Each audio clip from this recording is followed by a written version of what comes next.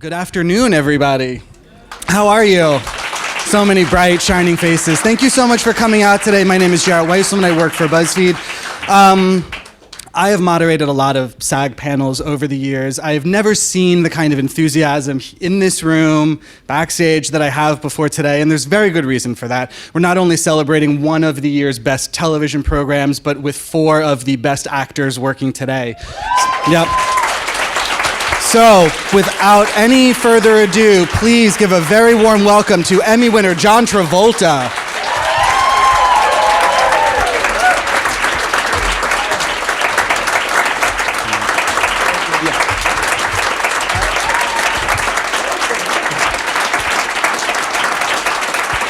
Emmy winner Courtney B. Vance.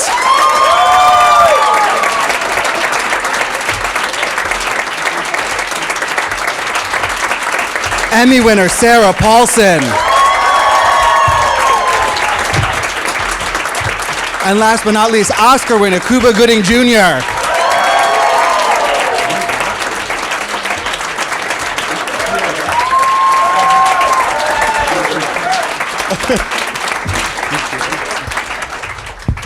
All right, hi guys. Hello, fellow actors. Why is it that the first 2 rows have a couch and everyone else doesn't? Well, if you get here First come, early, first you get serve, to I be think, yeah. comfortable. Yes. They were here early. Thank you all so much for being here today. Congratulations on the show, on the love, on the reaction.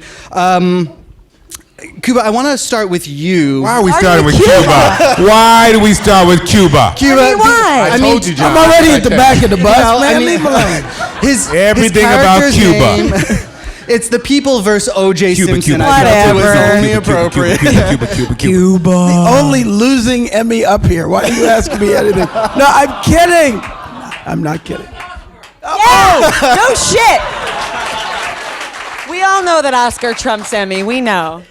We know. O.J. Simpson is one of the most polarizing figures, I think, in American history, and I'm Sorry. Sorry. I'm curious what. Yeah, you hear her? She goes, not anymore. Yes, previously when we were all innocent and happy.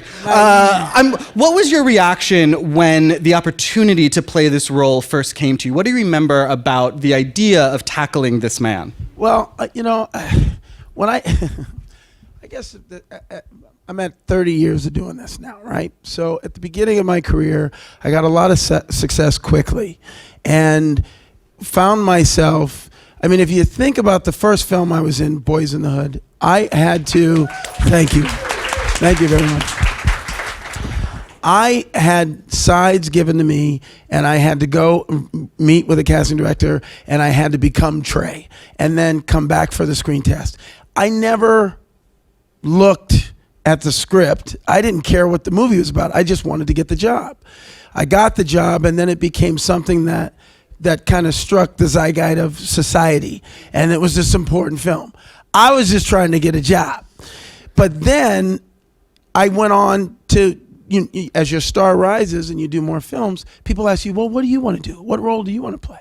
And I wound up making a lot of stupid movies. And some movies didn't even make it into the theater. And at some point I said to myself, what is great about the great movies you work with? It's the directors and the filmmakers that take your performance and interpret all those takes, string them together and make you look brilliant. So when my agents called and said, Ryan Murphy wants to meet with you, I said, I'll do anything he wants to do. It's a true story. And they said, he wants you to play OJ. And I go, what? Yeah, second time. Yeah, but and then so that was it. It was about convincing him that I could be this guy. Sarah, as the person who's worked with Ryan the most, on the stage and maybe anywhere, what do you tell other actors when they sort of step into his troupe for the first time? 2 mics? I've had one actor ask me very, very directly, but particularly as it pertained to Horror Story, because there's such a kind of operatic element to it in terms of the acting style. It can be quite extreme and some might say big, but it works within the construct of that show.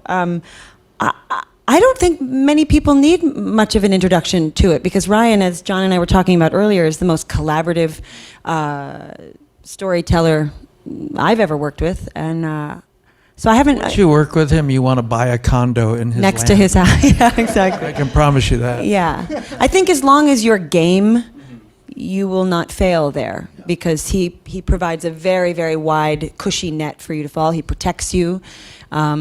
He's very direct about what he wants it to be. He's very clear.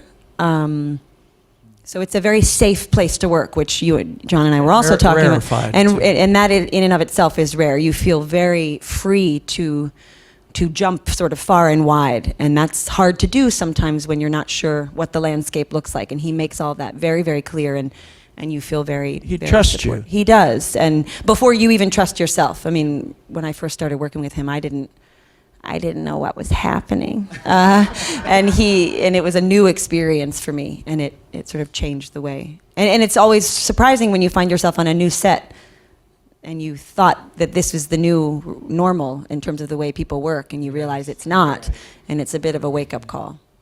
Yeah. Courtney, I want to ask, you've worked Courtney. You've worked a lot in television over the years, and the medium really provides provides the actor the opportunity to really go on a journey with a character in a way film sometimes doesn't, because you have so many more hours to spend with that person. What do you enjoy about that as an actor, really getting sometimes 13 hours, 22 hours with the same person? It's a little too much time. It didn't quit it, I say. It is. Well, it helps when you have wonderful people, and we had a wonderful family. I mean, to this day, all we have to do is see each other. We I see John, I see Sarah and Cuba, and we just start hugging, because we were in a battle. It was we didn't know what we had. We knew that in the depths of our soul. We kind of felt that we were, no one would watch because everyone already had seen it. So, we kind of felt we were very, fearful, for lack of a better word. And so when you're in that state, you have to jump in, and everyone knew our character, so we all had to. On that first day, I remember we were in the conference room. Was it your conference room, the big one? I was so nervous. That's because you're near me. It's true. You gotta love John. You gotta love John. Very easy to love John. Travolta. Yeah. Oh, but yes, go ahead. Thank you. John Travolta. But it's that John Travolta was with us, and we were all in there together, and all the time, with 5 cameras going all the time in that courtroom particularly, and it was. cameras going in and out, and You never knew when they were on you or not. So and you were just- really didn't know. Even though today Why are you was touching me? my day. Why are you Oh, touching me sorry, like I'm that? sorry. Don't touch. That's another one. Just kidding. Do not touch Sarah Paulson on her shoulder. Anywhere else you can touch her, but you guys, your minds. Where are your minds? So we were today was my day supposedly, where I knew I had a big monologue, and it was I was losing my place and losing my mind, and everybody was like, Courtney, you can do it, but everyone was supporting me because they know tomorrow we were about to be up next. Tomorrow. Yeah. Yes, I remember. is your day. I do remember that. Yeah. Yes. So, but we were family, and that's Ryan, and that's Anthony Hemingway, and that's Brad and Nina, all the producers. They really set up a tone, an environment for us to soar. John, I want to ask you, your signing on to this program was sort of like, it made it more of an event than it already would be anyway. It was John Travolta's return to television. What was it about this role and this project at this time that made it something you wanted to do? It seems like in the history of my career that anytime I did something truly great, I always had a hard time deciding whether to do it or not. I don't know why that is, but that seemed to be the key factor. And just like it was with Pulp Fiction or Saturday Night Fever, I was, thank you. Thank you. I was really having a tough time. Not because I didn't already know that Ryan and Nina were at the top of the game, and if you were going to do television, they were the best to be with, but because the content I thought was dangerously borderlining on a gleeful joy that was not worth, we should stay away from it. So I wanted to make sure that the content was worthy of a message that meant something. And then when I met with them, they said, no, we really are. We want to investigate 24-hour news. We want to investigate the changes in the world that happened. We want to investigate racism. We want to investigate the broken legal system. So they started giving me keys to subject matter that was more meaningful. So I started to get a little more interested. And then I read the Bible, which is like they put a kind of nutshell version of what the whole thing's going to be about. And that became even more interesting. But to be completely honest, I was so, let's say, trepidatious that now I'm allowed to reveal it. But I called Steven Spielberg, Tom Hanks, Oprah Winfrey, and Michael Eisner. I thought it was Barbra Streisand. All to say, do I do this or I don't do this? And each one of them said, you have to do it. So imagine, as an actor, you had the force was with you. I mean, like no one's ever had the force with you. And it was not unlike the decision to do Pulp Fiction, where I went to the people that know better, and the force was with me when I made that decision. So that's in a nutshell the process that it took. But it took 3 months for that to all unfold. And finally, it was actually my assistant that said to me, why don't you just call the great people you know? You talk to them all the time, ask them their opinion. And I thought, how stupid of me not to think of that first. And I did, and within a day, I had my answers.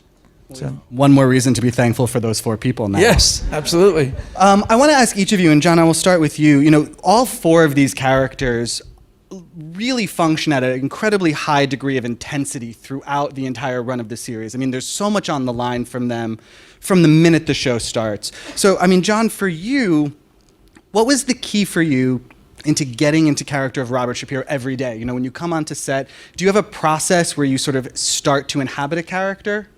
Do you have about 3 hours? I think the answer is yes. I mean, I don't think anyone would leave. I have to do the Cliff Notes version of my preparing. My mother was an acting teacher. I started at 12 years old to act, so I was very much in a household of building a character.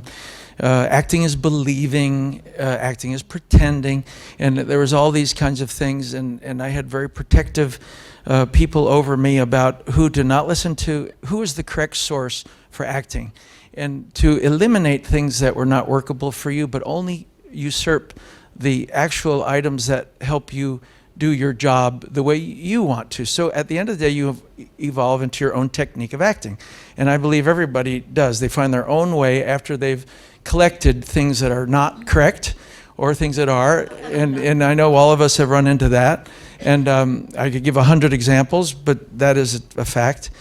And then I just have a blast building a character. Beside reading initially, you usurp everything that he says or she says, and then everything that's said about you, and all the videos, the 3 books that were written on all these characters. You do the traditional things. You underline all the stuff that is said and done about them. You watch all the video. In this case, there's enough video to get a sense of Robert Shapiro, and he's quite a character. So you could start, your foundation was all this information you were gathering, and now you build your cake. And at the end of the day, when you've drilled the attributes enough, and you've debated what you're allowed to look like and what you're allowed to do. I had to fight for the eyebrows. I had to fight for the hairline. I had to fight for his style and his arrogance. And after you win, because someone listens to you, now you can get to the drilling parts of it and making sure that everything, the walk, the talk, the thinkingness, and everything that's said about him and everything others have said about him have all come together, culminated, and then there's the day that it arrives, and you can think with that character, and you can arrive at the beingness within a split second. So now you know your character, and now the balloon takes off, and you can think with them, you can improvise with them. You are baked. And that is my process in a nutshell.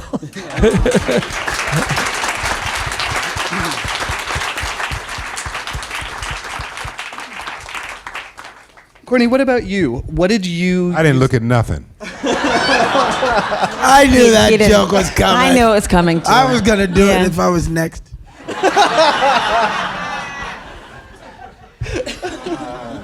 see, that's why we're family. I love all that. But seriously, though, I didn't look at anything. I didn't look at anything. I know. For this one, I was overwhelmed, and I'm not trying to make you laugh. I'm not trying to. I was overwhelmed. I didn't follow the trial because O.J. Simpson was my hero. I followed him from USC days, and when the opportunity for me came up, I read Jeffrey Toobin's book, and I read one other book, and I said, you know what? If I do any more, I'm going to get in my way. I feel I'm going to get in my way, and so we're going to be doing 10 episodes, and I know this about television. It's crazy.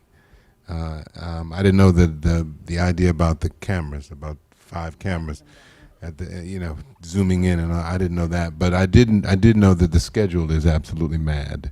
So I knew I would have to go with make a decision, make a choice, and go with it. And I said, I think that because the scripts are absolutely wonderful. I did know that, and I said that I think that if I can help the audience enter into the stories, these wonderful stories, they will then forgive me any part of Johnny that I miss. And so on that note, I jumped in. Do I need to say any more? No, I think that was really good. Okay. No, it's not always that way. Sometimes, I know, because I'm a student of history, and I know that I love to do research and all.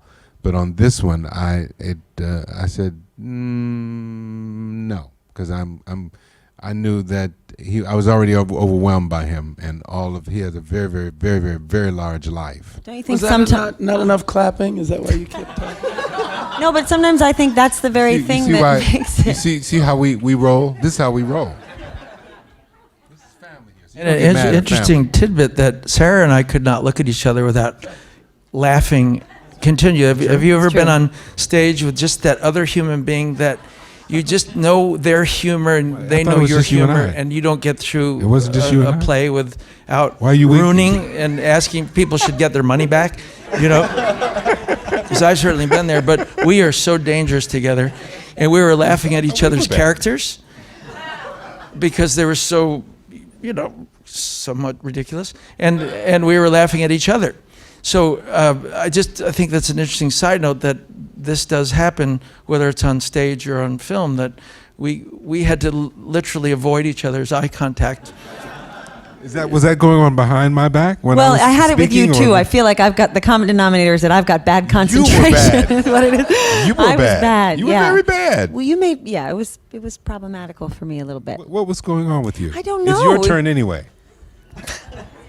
It's your The turn. only day we could not laugh at her, and this is where method acting comes in, is when she came in with a bad hairdo. She was so truly, She was like, truly kind vulnerable. of goofed up by that when we tried to joke, it was, ooh, that didn't go well. She would cut you Oh, yes, touch you. 4 ways to Sunday. Anyway, it's your turn. Your What was the question method. again? Your Look at my process method? of getting Oh, into Marcia. I watched a lot. Can you not look at me while I'm talking? I did the sort of opposite of Courtney, and I didn't know any other way to get into it than to absorb as much as I possibly could. And there was so much footage to watch. Although the things I found the most interesting were the times when Marcia was being filmed and she didn't know it. Those were rare pieces of footage of her walking down the hallway to the courtroom, waiting for the courtroom doors to open, talking to someone. You could see some of her personality in a way that you couldn't in the courtroom, where she had to kind of, you know, she has an incredibly great sense of humor, and she's very body gal, and none of that was really evident in any of the courtroom. I mean, she did I think she told me later she got in trouble because people were writing in saying that on the courtroom cameras inside, they could see her mouthing things to Darden like, this motherfucker, you know. And then, like, you know, people were like, we saw you, Miss Clark, say the judge was a motherfucker. And she's like, oh, well, I'll be stopping that immediately. So she, you know, but Sterling, who's not here, but I will speak on his behalf because I think he wouldn't mind that because we were together a lot. But he and I both had a very similar way of working where we both had our earbuds in and our iPads on, and we were watching them right up until they yelled action, and we would throw our stuff under the desk and go. And there was a kind of beautiful thing in the room where everybody had their own style, and everybody had so much respect for everyone that everybody let everyone do what they needed to do to get in. And sort of to speak to what Courtney was saying, I think that's such a wonderful thing about acting, and sort of what John was saying too, that whatever works for you, whatever's going to get you to where you need to be for whatever role you are playing, you should honor that and listen to that. His voice, his instinct that this is not going to be helpful to him to let his own personal feelings about OJ and Cochran and all that kind of color it. He wanted to just dive in without so much visual history of all that stuff, and that worked for him obviously very well. For me, I needed to kind of immerse myself in that, and I think it's an interesting thing that it was actually happening in that room, which was the wildest thing I'd ever done in my life. It was like doing a play with the lights on. It was this bright. You could see every camera operator, every boom guy, and then behind us we had as many people that are in here now, it seemed like, behind us in the gallery, and there were all cameras going at the same time, and so we would kind of, Courtney did this amazing thing almost every day before we would go. He'd come up to everybody and he'd do a little, all right, you got this, and we would go around, and so we all felt this feeling of camaraderie. And there was one did secret feel- weapon that yeah. nobody is aware of except us, that when it got too weighted, the gravity was too much, and you can't create when it gets so solid. Cuba's hiney I pulled my pants He pulled was his pants down. exposed. He did. All the He's got a really pants nice down. ass. now. Don't do it right now. Do it What now. does it- No, no, Do no, it no! now. Do it now. Don't you do it. and that would bring the levity up. We'd be happy again, and He has a really nice It bum, would put the but air back geez. into the room. Yeah, he would. But it was, yeah. Why did I get picked on? I was over here quiet. Anyway, yeah, I think No, but instinctively It is a you cute did. What's that? he has a cute butt. He does. Oh, it's yeah, true. yeah. It's true. It's world This is renowned. going Everyone all can wrong agree. for me. All wrong. Well, here we'll get it back on track. What about for you? What was your process for OJ in a clothed capacity? I always find it interesting when fans of acting, actors too, but they say, "Ooh, who are you playing? Ooh, oh, that must be hard." And it's the gig to play the guy. You could be a deity or you could be the devil, but our job is to bring a truth to that emotion. And I'll never forget, I was in the boxing gym surrounded by thug killers. And I don't say this as much anymore, because this is about 2 years ago, before we started this almost, right? And they said, a guy said to me, "What are you working on now?" I said, "I'm playing O.J. Simpson." And literally, he looked at me and he went, "Are you ready for white people to hate you?"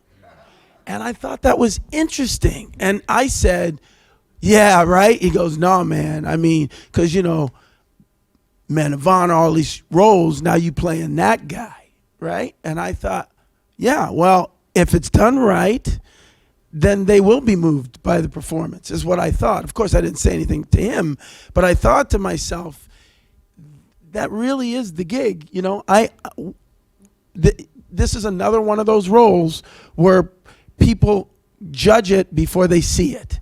I had people come up to me afterwards and say, "I didn't want to see that show. You know, I lived in Brentwood. And then I saw it and it was amazing." And it was like, wow, interesting, okay. Because my job on any given take is to give the director what he wants for that take, for that moment of performance. And Ryan and I had this second hand at one point where he would go, "All right, Cuba, do it this," you know, I thought, Listen, Cuba. "Yeah, listen, Cuba, I want him to be frustrated because, you know, he didn't do it. And okay, do it that way." And then he'd come back, seriously, he'd come back and go, "Okay, I want him because he, you know, he did it and he it's just the frustration. Okay, all right, go. And so I would have to go from there to there. And you have to, so if I did my research like we all did and made my... Courtney. Yeah, I say nothing. Nothing. If I did my research and had an opinion of his guilt, it would be hard to find the truth of his innocence. You know, and I think that's our job as actors, is to come in on that day a blank slate. It's another thing, you know, I did a lot of action movies, right? And we'd get on the set and I'm having this scene and all of a sudden a crew member would be yelling at another crew member. And then I would go over and I'd start yelling at them and they'd look at me like I'm crazy and I go, I'm paid for this emotion, not you, motherfucker, shut up! You know, because it's like, this is what they're paying me for. I want to grab you and throw you through something right now. But it's true, we have to, and then the next take, I might be like this, you know? But that's what anyway, I'm talking a lot. There you go. No, absolutely. Yeah. She's only rubbing me because she's freezing. But you bring up an interesting point that I want to ask about, because I think all four of you did an amazing job at recontextualizing our assumptions of these people we had spent so much time with. And I mean, in some cases, decades we've thought about these people. And Sarah, I know in your preparation, you got very close with Marcia Clark. You guys spent a lot of time. Not in my preparation. Sorry, in the aftermath of it, you guys. We were, episode 7 Yeah. was when I met her, yeah. I think one of the biggest takeaways people have from this is she feels exonerated in a lot of people's eyes for the way they've judged her, for the sexism they cast upon her. And I'm curious how it makes you feel to know that your humanization of this woman has changed the way people feel about her. I don't take any credit for that. I think, sort of to speak to what Cuba was saying, I was just trying to be a vessel for what I read and saw and how it hit me particularly in conjunction with what was on the page, in conjunction with what was Ryan's idea and Scott and Larry's idea about, and Nina and Brad, about who this woman was and how she was misrepresented, almost by herself sometimes, and unintentionally. You know, she was not designed for public life in that kind of way. You know, she wasn't a showman. She was very earnest, and sometimes that was misconstrued and other times not. But I feel very honored to be a part of that shift, because I think she deserves it. So if I have any hand in bringing something like that to her, I feel very, very honored to have been part of that. But I do really see it more as it was a beautiful marriage of how it hit me when I was reading about her, what was on the page, what Ryan was after, and because that was a big piece of the case that was never really fully investigated, the sexism. Racism was very much at the forefront of the conversation about the trial, but sexism not so much. And so I feel, and certainly in light of our political climate today, I can certainly, you know, say we have far to go. Should I be quiet? Yeah. No, not at all.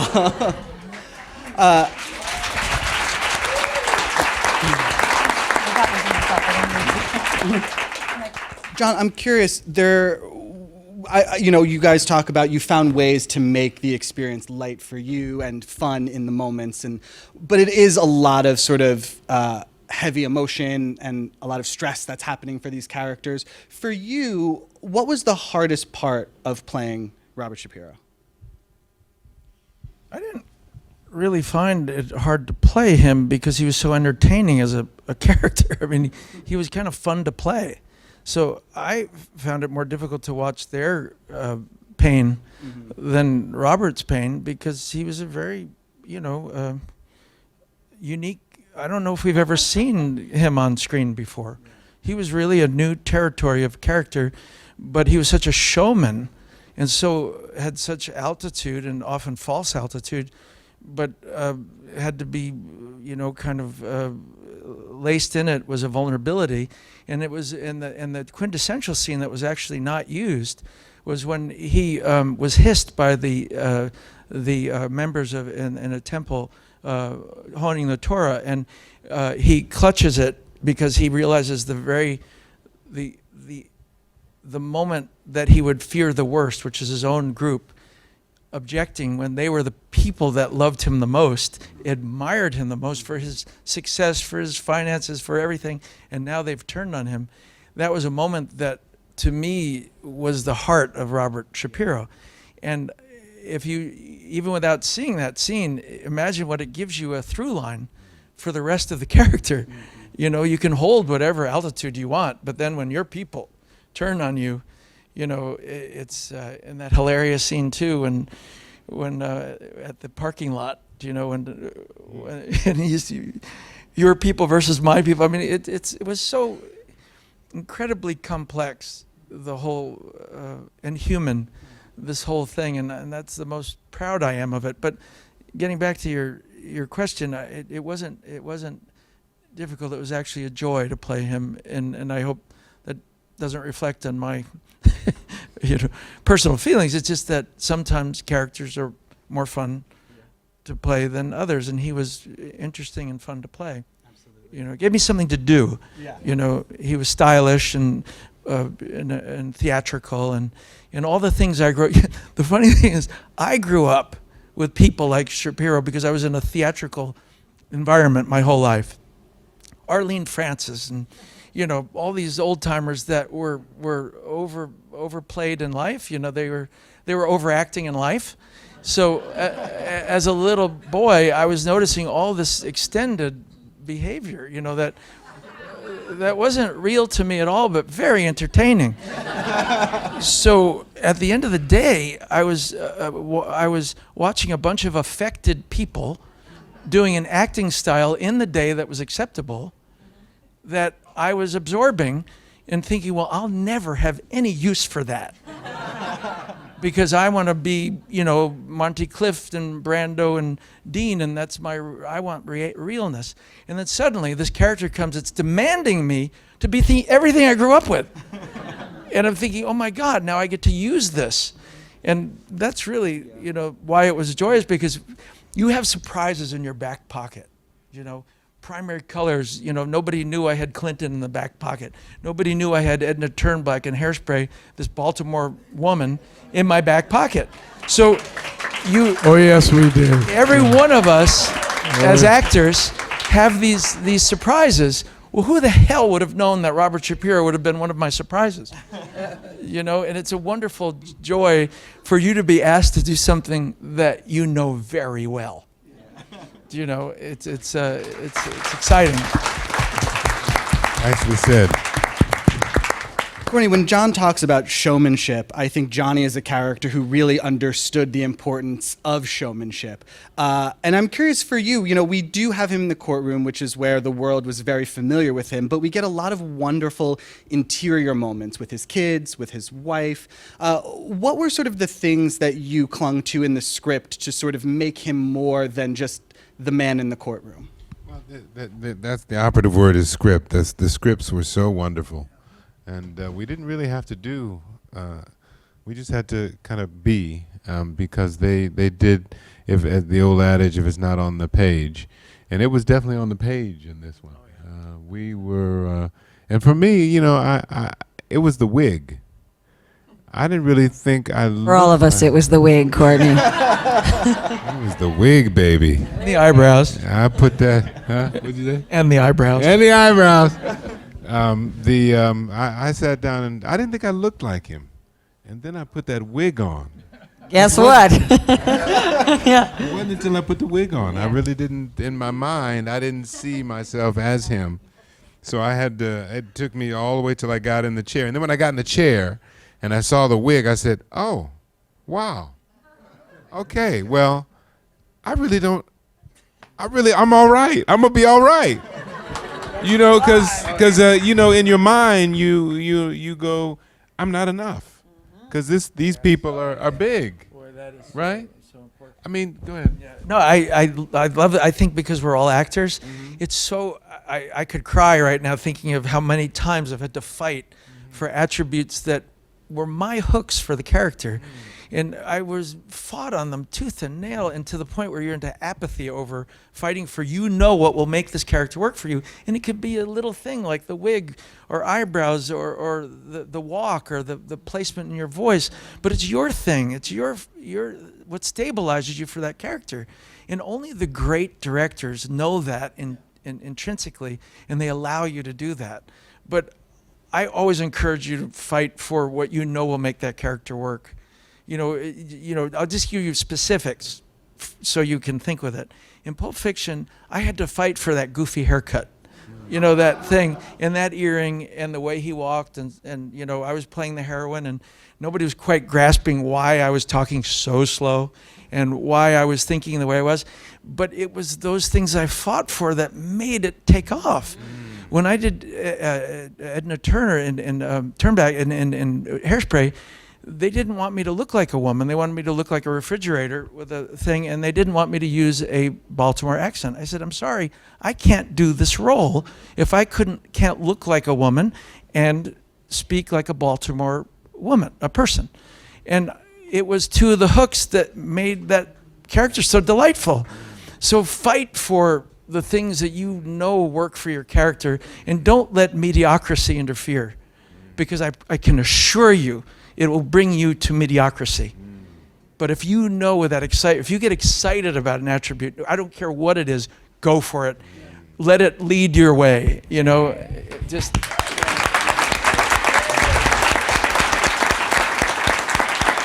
And I apologize for any director that you've ever worked with that has squelched those brilliant instincts of yours, because it's not okay. It's unacceptable. And you have the right to fight for what will build your character. So there you go. Sarah, through your work with Ryan, you've, as we're talking about, looked a myriad of different ways. There's been different hair, sometimes a second head. I mean, for you, how helpful are the aesthetics in finding who you're playing? I think it's everything. I'd like to have two heads. Yeah, it's good. I am one of those actors that likes to work from the outside in. I sometimes don't know what I'm doing till I put on a certain pair of shoes, and then I feel like, oh, now I know. What John was saying. Marcia had studied dance a lot, and I'm sure no one noticed this. I'm sure it didn't even read, but I tried to walk with you. You saw it. Thank you. I tried to walk a little bit in that sort of slightly ducky dancers thing that she had, because I would watch her walk down hallways over and over and over again.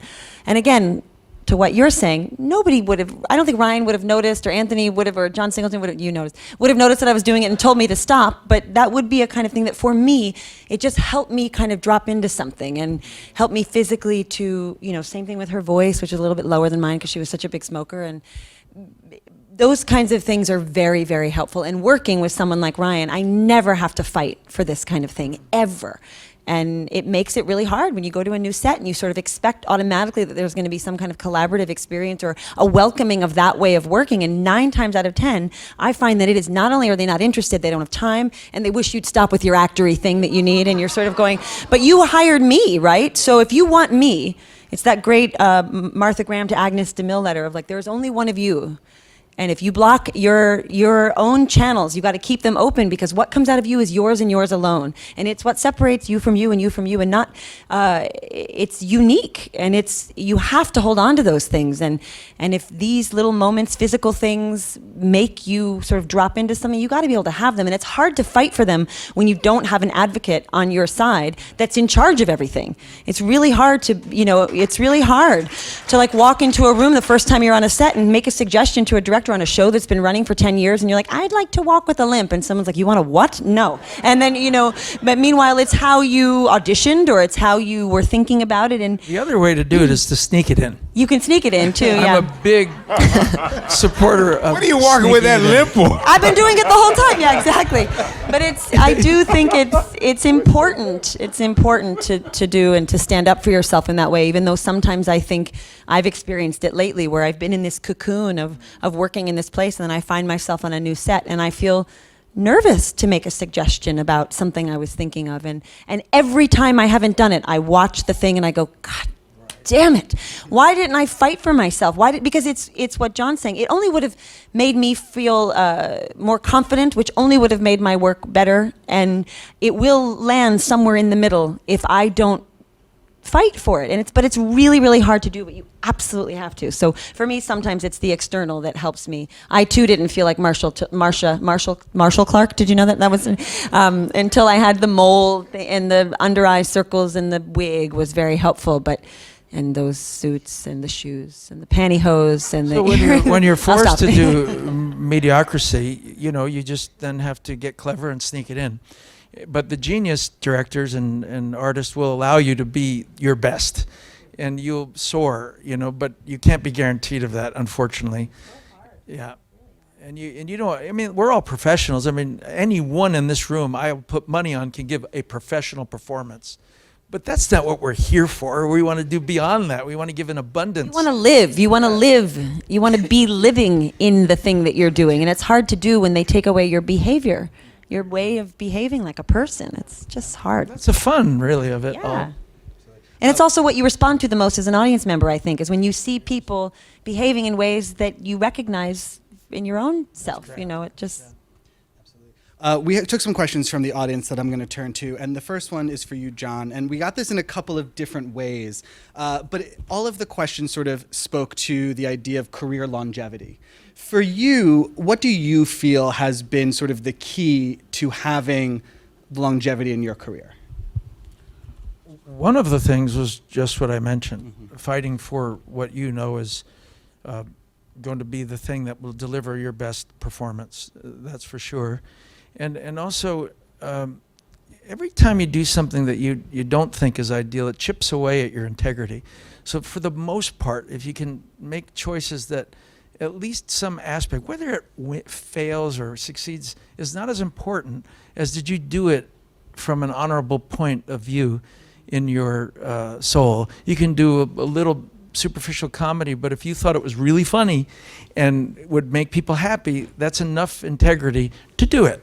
Yeah. It doesn't always have to be Macbeth. It just has to have enough of your good intentions. And Warren Beatty years ago once told me, he said, just do good movies. Now, of course, I told Sure. Let me get right on that. Right. There's a million opportunities for that. Yeah. Hold on one second. Yeah. But that's the funny thing, because Charlie Rose, questioned that, debated me on that fact, and I said, well, you know what? It needs a modifier. Yes. What he didn't mean literally just do good movies. He meant do movies that you think, at least at beginning, are going to be good. You can't control the ultimate outcome of them, but at least your intention was and you'll never fail if your intention's in the right place, and you're doing something for the right reasons. And that's what I think he meant. And that's part of longevity. Yeah. Absolutely. Yeah. Sarah, the next question is for you. And you filmed Crime Story partially at the same time that you filmed American Horror Story Hotel, correct? Yes. I mean, what did you do to maintain sanity for yourself as a human when you have those two sort of women inhabiting your brain and all the work that comes with that? I didn't maintain my sanity. And it was useful for me.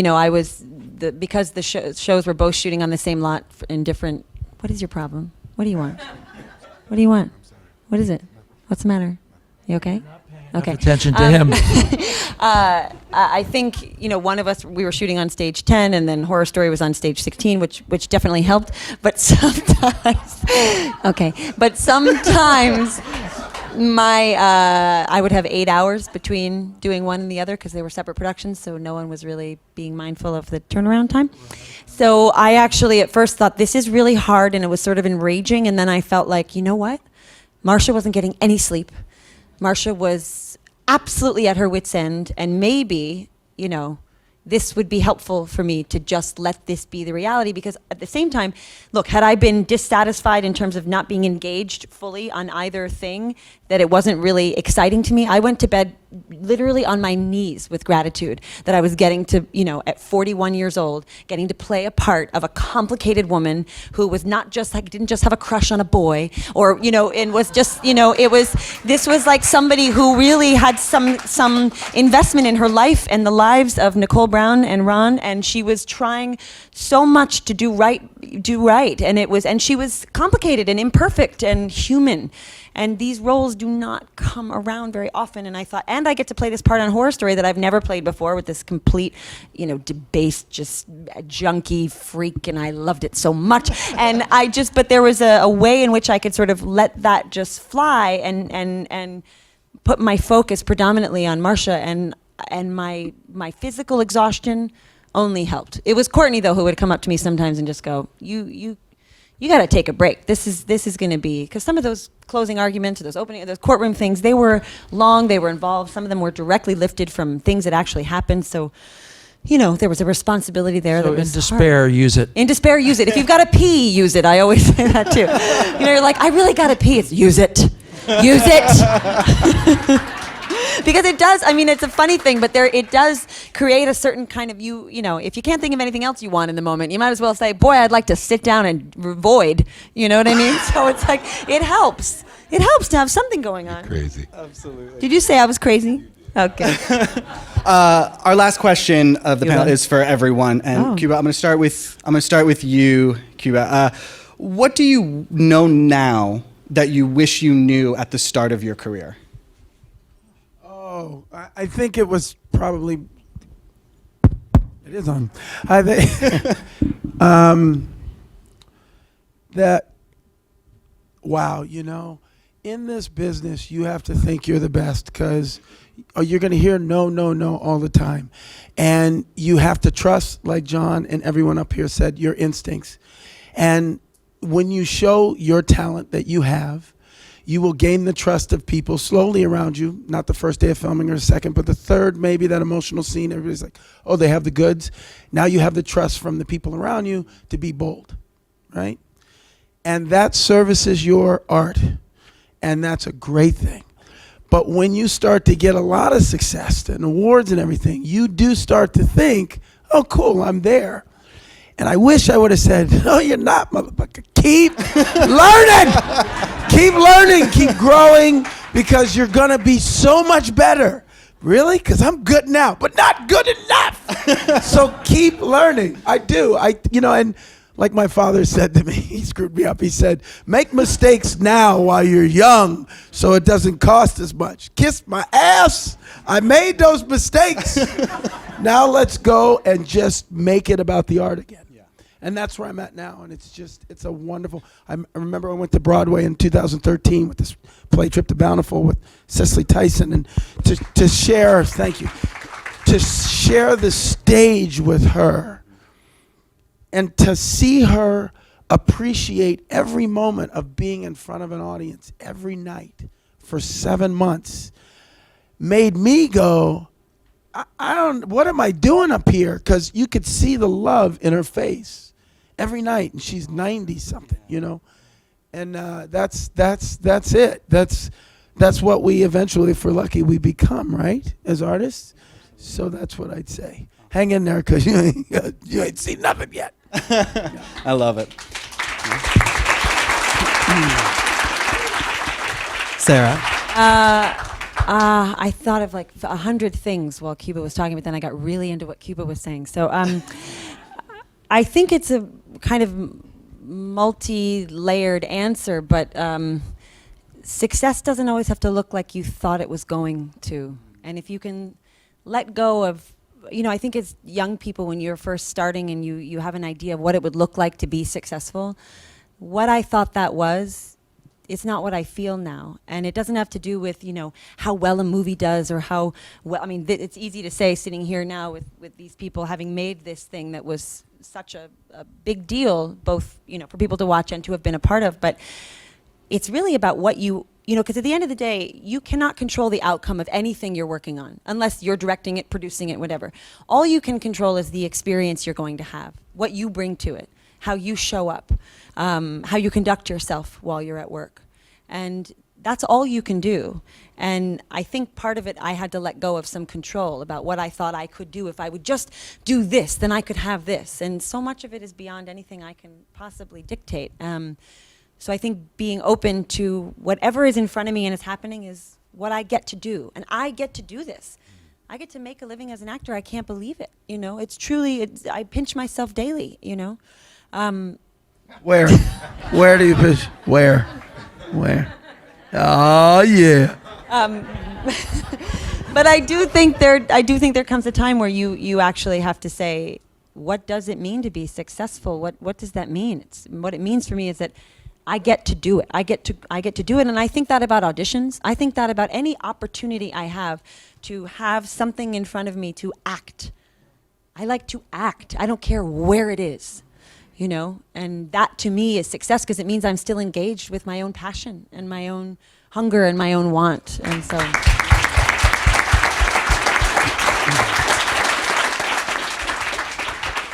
Courtney, what about you? There's so much in our business. There's so much no. There's so much you can't do it. There's so much you're not right for it. I always say that, you know, the Emmys and the Tonys and the Oscars, and I'm the same person I was before the Emmy. I'm the same person I was when nobody wanted to know my name. I'm the same person. You're the same people. You're wonderful. And eventually the world is going to catch up with you. And a lot of it is just, you just have to hang in there. And one day it's going to be your day. It was, so many times I've sat at those awards and seen people and just go, wow, that's so nice. You know, but that's not my reality. You know, we watch and we go, wow. One day. And then you've got to go on. You otherwise you die. You have to go on and find a way. And young actors ask me, what do I do? How do I said, you know what? Find the cleaners. Find how are you going to pay your bills. Find how you're going to, you know, get a life so that when they tell you no, it doesn't devastate you. That you still are the same person. You're wonderful, wonderful people.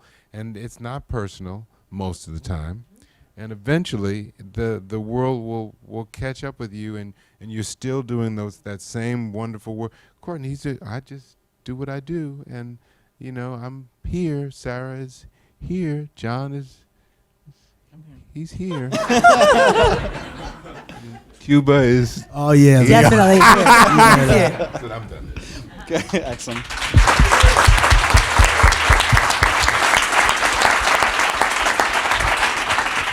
John, how about you? Okay, so I just want you to know I love actors, and I feel like we're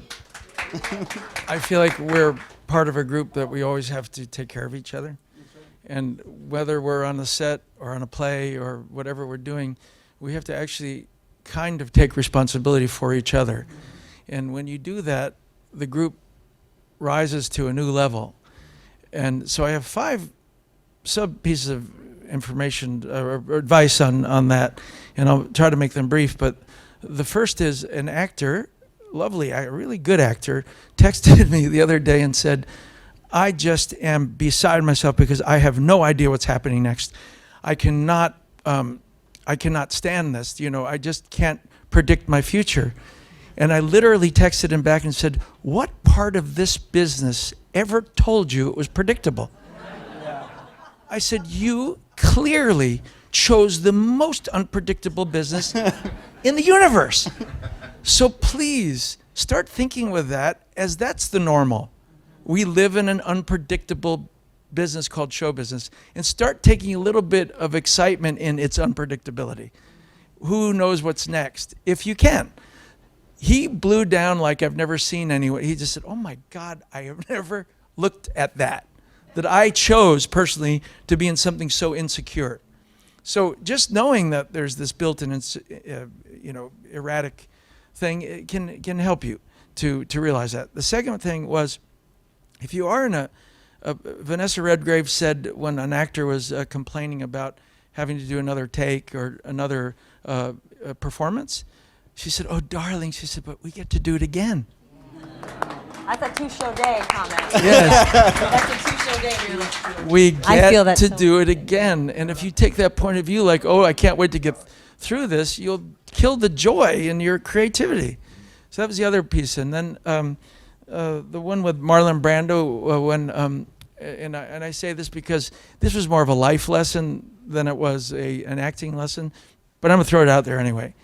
So he said, do you, did you ever play football? I said, yes, in high school.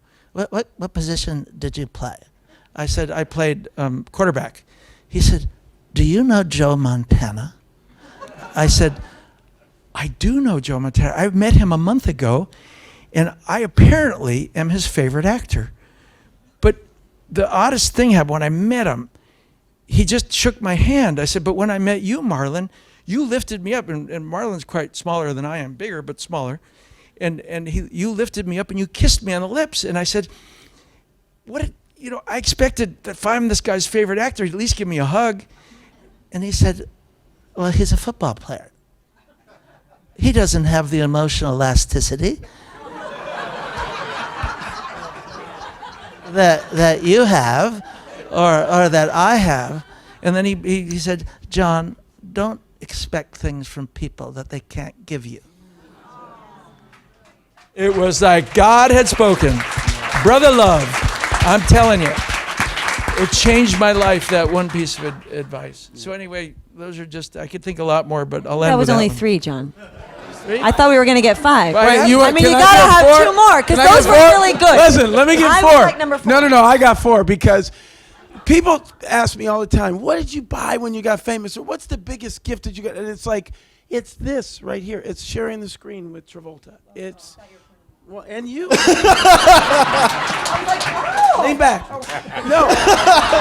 Lean back. Both of y'all, lean back. Lean forward? No. But I'm telling you, it is truly, and when you get to share the workspace with an icon, it's amazing. I remember, I'll tell 4, we were in the courtroom, we were, and in that courtroom was our theater, the courtroom specifically.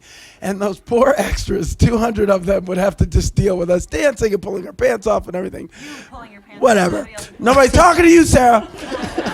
But John one day says to me, I remember, I'm not going to do a John Travolta impersonation, but he was talking to me about this picture that an extra handed it to him. And he goes, look at this picture.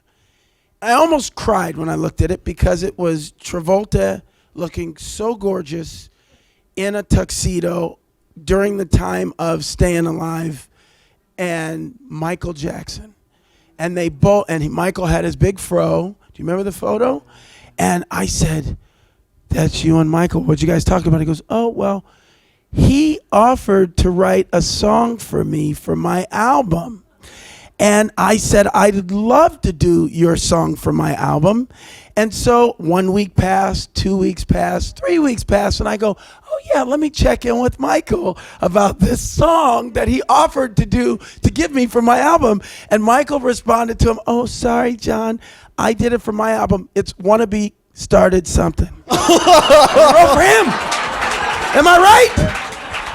And this son of a bitch waited 3 weeks. He could have had it. Is that right? That's true. If you would have responded, you would have had that song. Yeah, he said, I wrote you a song, but I can't play it right now. but when I get finished my album, I'll play it for you and we'll record it together, but I really like the song. And I said, I can't wait to hear it. Months go by and we're at a Hall & Oates concert in Universal City. I said, Michael, what happened to that song? You called me 3 months ago. You were so excited. He said,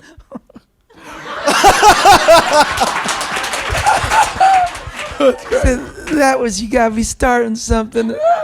And I liked it so much, I recorded it myself. I said, oh man, thanks a lot. That's gold. I'm sorry. The fact that we all know this in this room is gold. How many people in the world would want to know that story? Or see that Have picture? you been on this? Well, that's a stupid, funny story, but I'm on this. It'll be 5. It's good. We like it. Okay. We like it. So I like it. Well, I was going to say, because I've been around a long time, but this young caddy at this country club, so I was with my son and we were fishing, but he was having trouble with his girlfriend, and I was trying to enlighten him about how these things with relationships work, and that maybe you should do this, maybe you should do that.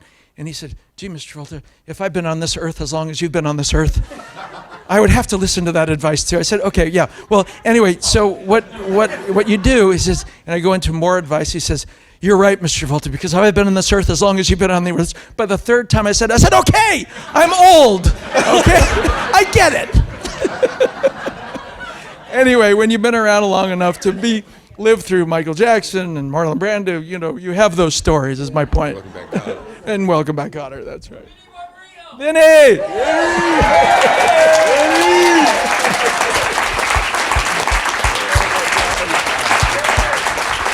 Can I do one You personal can thing? literally never stop talking, and I will be so happy. Okay. Okay. So I want to acknowledge a person that has.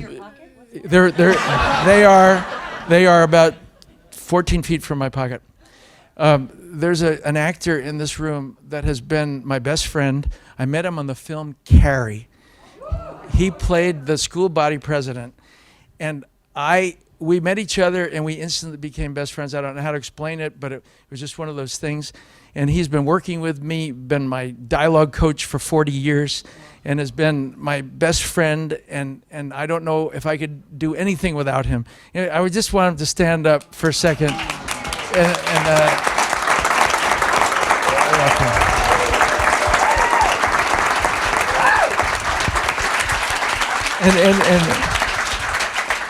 And because he's so patient and tolerant with my dreadful technique of learning lines, this poor soul for 40 years has had to, you know, with days of 8 pages of dialogue, just be patient with all my malaprops and all my wrong memorization of things.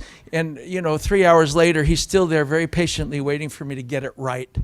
And there's a saint there somewhere for that. But anyway, thank you, Anson. You're in our ear.